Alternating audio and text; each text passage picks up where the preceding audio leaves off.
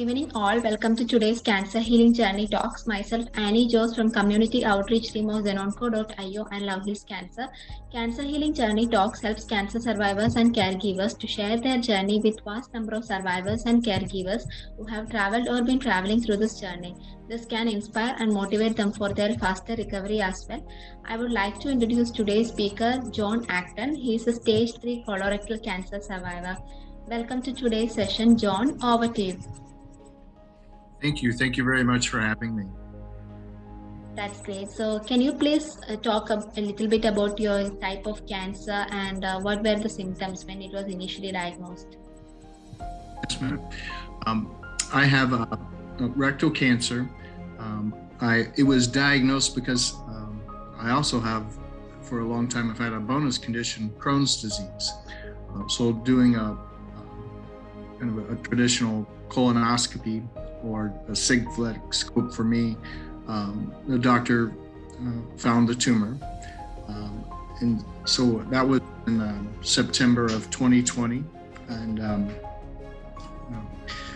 once that happened, then kind of a flurry of activities began and kind of continues, with where we are in our journey. Some things that have happened, you are hard to, you just can't make up. I'm an educator, and two of my friends that I worked with, we all ended up with the exact same kind of cancer at the exact same time. So kind of an unbelievable side note to the story is three of us have either rectal or colorectal cancer. I've lost one of my friends to this already. Other friend, he continues to battle along with me. We're all very stubborn, so that's helpful in our journey as we deal with the cancer. So, how was your emotional well-being when you realized that you are having cancer? Not ashamedly admit, I used a few swear words when I found out. We, like everyone else during this pandemic, you think, what else can there go wrong?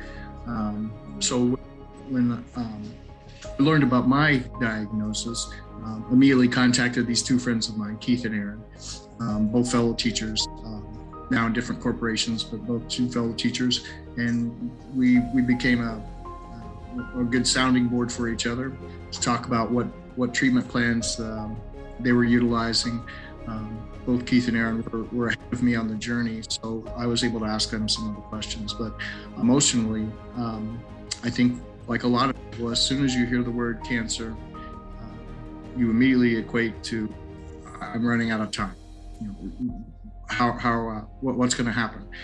I have two young boys, a 13-year-old and a 6-year-old, and a lovely wife. And you're thinking, how am I going to hang around for them? What do I do? And also, worst case scenarios, what do I do to take care of them if I'm not successful in the journey? So we had to do a lot of processing, and honestly still do. I know that my journey, I probably don't get to ring the cancer victory bell like a lot of people, but we're also not going to throw up a white flag. We've got a lot more to do. Hang around. We've got a lot of people to hang around for, so we continue to fight each day. What all treatment you underwent for your cancer? Yes, ma'am. We did not an experimental types of cancer treatments, but we tried a different routine. We blasted the cancer with heavy doses of radiation and chemotherapy right at the beginning. With the idea was to do this and not give cancer a chance to necessarily breathe. So we hit it with oral and infusion chemotherapy along with the radiation. The goal was to do surgery at the end of the completion of the treatment cycles. And I think that's a good strategy for people moving forward. The reality for me, unfortunately, is because of prior situations with Crohn's disease and prior surgeries and scar tissues and things, the surgery is not going to be a viable option. So we've kind of blasted the cancer the best we can. It is really knocked it for a loop. I'm aware that it will come back and probably come back pretty mad.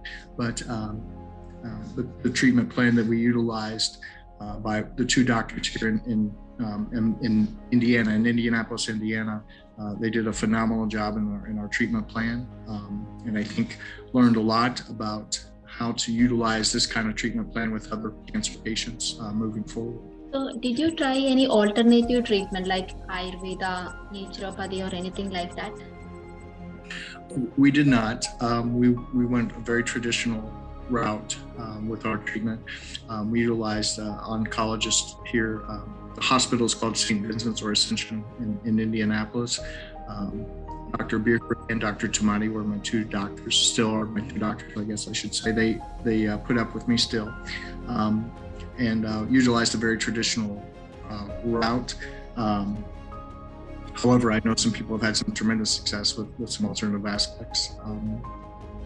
So that's the plan that we utilized. So who was your support system throughout that journey?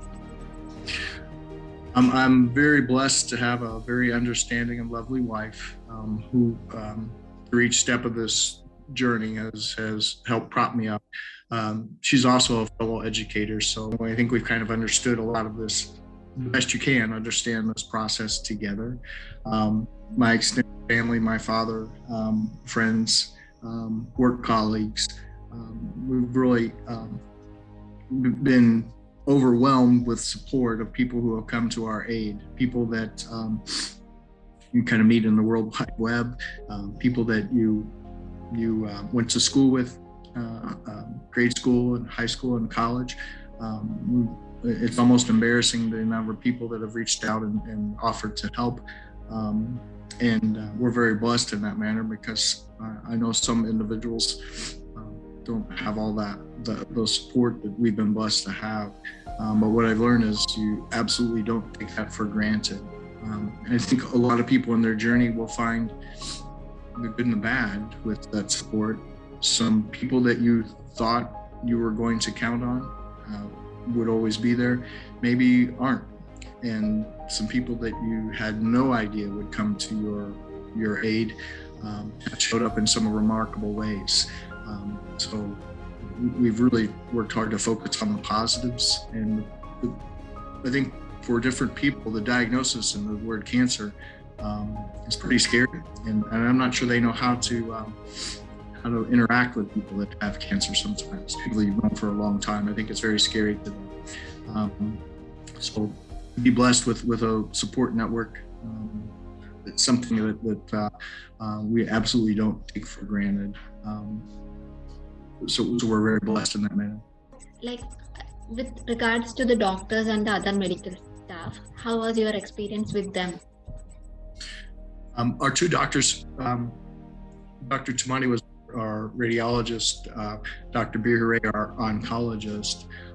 I'd say I'm kind of a stubborn individual. I'm a former high school administrator, now a superintendent, and an old high school football coach. So I'm kind of stubborn. So at the beginning, I may have butted heads a little bit with our doctors. And they had to learn me and I had to learn them. And once we broke down some of those initial barriers, we were absolutely on the same page. But this is such a different world. The strategy, the terminology, the verbiage, it was just all new and overwhelming. So the experiences with the doctors evolved into really tremendous care. And I've written about this. I think that in a lot of cases they want to become closer than they actually can. And I think they have to put up a protective barrier for themselves. Because there is reality is there's loss with this disease. So if you get close to every single patient, what a tremendous burden that is to potentially lose people. Now our doctors, our nurses are and continue to be fantastic.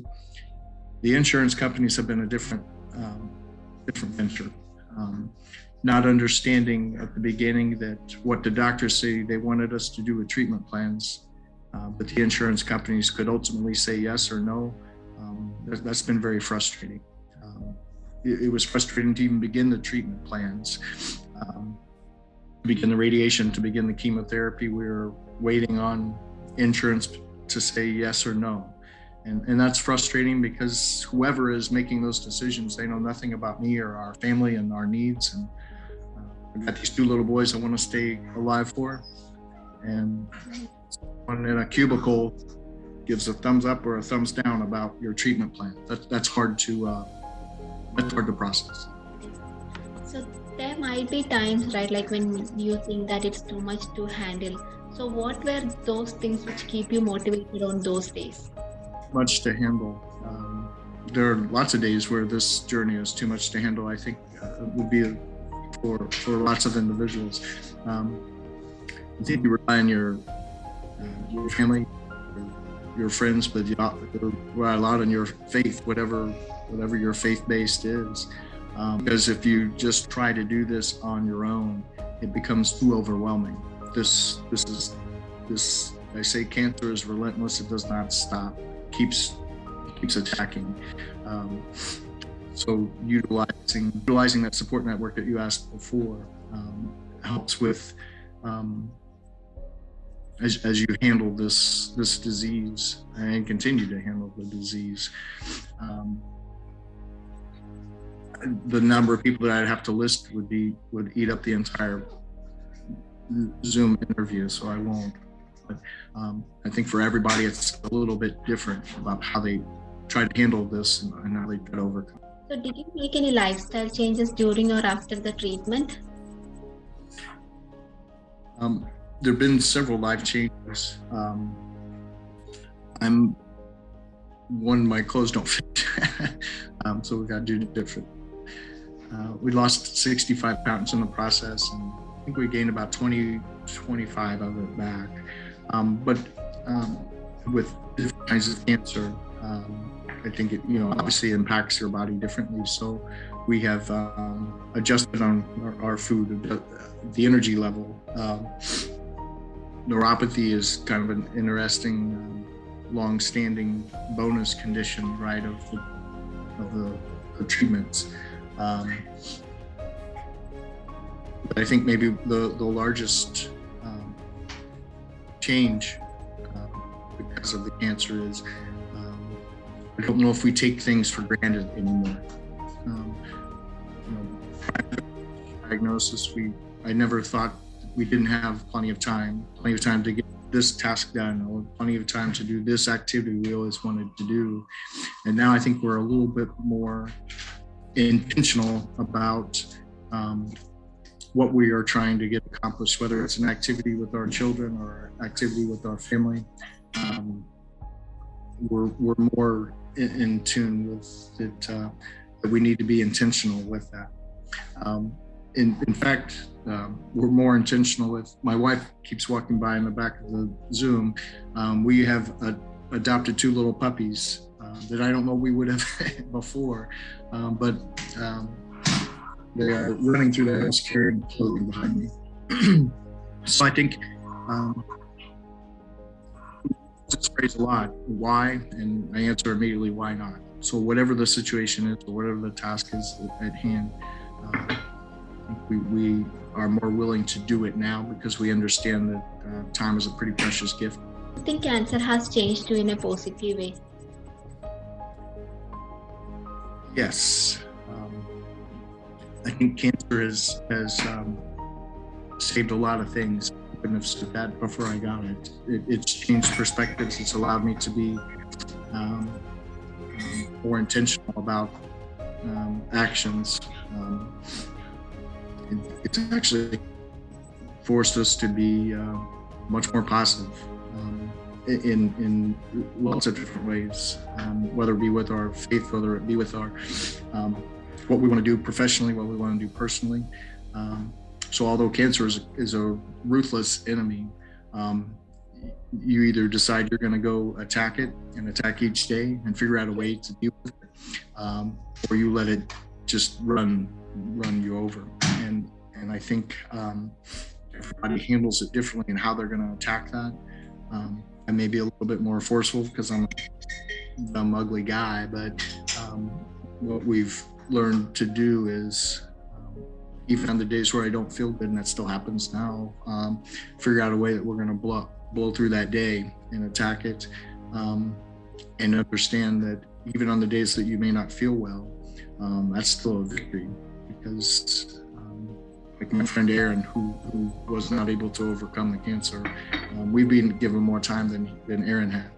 So what are you going to do with your time? And that's what I tell people. What are you going to do with your time that you have? And I don't know if I would have been as intentional about that before the cancer, because I assumed, I think like a lot of people, I got plenty of time to get these things done. And cancer kind of shakes you, says, no, you don't. So what are you going to do? How did you overcome your fears of treatment, or like when you had to go through any side effects? How did you overcome all those things? I think obviously for everybody, the side effects of either the treatment or the emotional effects of learning about you have the cancer, it varies for each person. Again, you go back a lot to your family and friends and your faith, but with each treatment, or whether it's the chemotherapy or the radiation, there are unintended consequences. What I tell people is those treatment plans do a great job beating the crud out of the cancer and killing those cells. Unfortunately, they also get healthy cells, and so your body is pretty beat up, and we're still in that recovery process. And maybe for some things are just forever changed with some of the aspects. So I think learning to the phrase is the new normal. This is the new normal, and be grateful for this new normal. So when we just had 8 inches of snow here in central Indiana. So when the neuropathy hits, your fingers tingle and your feet tingle, and you overcome that. But those are things you have to remind yourself to even be thankful for those tingly feet and hands, because some don't even have that opportunity. So I will say, I think you get a little gun shy. Every little twinge or ache or pain, you wonder if that's another place where the cancer is spread, and you have to remind yourself and trust the data of your doctors and trust the data of your tests and scans, that some of these aches and pains are just, as you can tell by the gray hair, just getting old. So what will be your message to other survivors and caregivers out there? Well, boy, the advice is you're going to be overwhelmed, especially at the beginning. And what I'd say is, if that feeling of overwhelmness continues, that's okay. I think every reaction you have is okay for you and your individual situation. But what I would tell you is you are 100% successful in handling those worst days. All of us are. The days that we don't think we're going to be able to get through, and we wake up and there's another day, we won the day. Some days the cancer is going to knock you on your tail. Some days the treatment plan is going to knock you on your tail, and some days you're just going to have to rest. But that's part of the victory plan. So on the days you don't think you are doing anything, you actually are. Your body is recovering, and you're fighting the cancer in that way.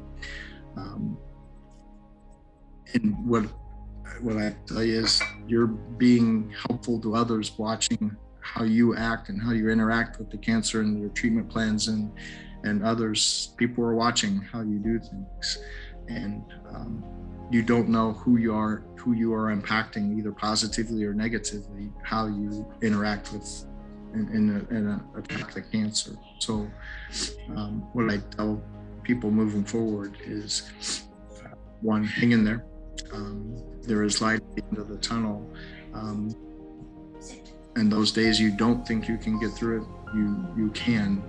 That's when you got to lean heavily on your support network. Whether it's the people that live in your house or the people on the World Wide Web, wherever your support network is, lean on them, ask them for help. And especially for a guy, kind of a stubborn guy, asking for help has not been something I've been really good at until now. And to learn that you have to ask for help and actually accept it. I think that's a part of the process of learning how to attack the cancer and being grateful for the people that come to your rescue. So there are various stigmas regarding different types of cancers all around the world. So what do you think about all these type of stigmas, and how much do you think is the importance of awareness to the public? As far as a different time of treatment plans, I think you find what works for you and you're open to what works for you. The plan that we utilize may not work for the next person, and vice versa. There are a lot of smart medical professionals all around the globe, all attacking this disease in their fashion. And what I'd say is find the style that fits you and the personality of the medical professionals that fit you, and then put your trust in them. And the old coach never did anything to try to lose a game. Doctors are not trying to do anything to lose a patient. So whatever the style of treatment is, or the alternative medicine, if it works for you, then go do it and attack it and utilize it to the best of your ability. I see in the vending machine when you get a soda, there's not just one style of soda. There's all different brands, and there's all different treatment plans to deal with the cancers and the different kinds of cancers. So find the one that works for you, and don't be afraid to say, no, I want to try something different. You have to be the advocate for yourself on the treatment and the style of treatment and who treats you. So, one last question, John. So that will be, if you have to sum up your whole journey in one sentence, what would that be? That's a great question. So here's the teacher tactic stalling. I'm repeating it as I think of my answer.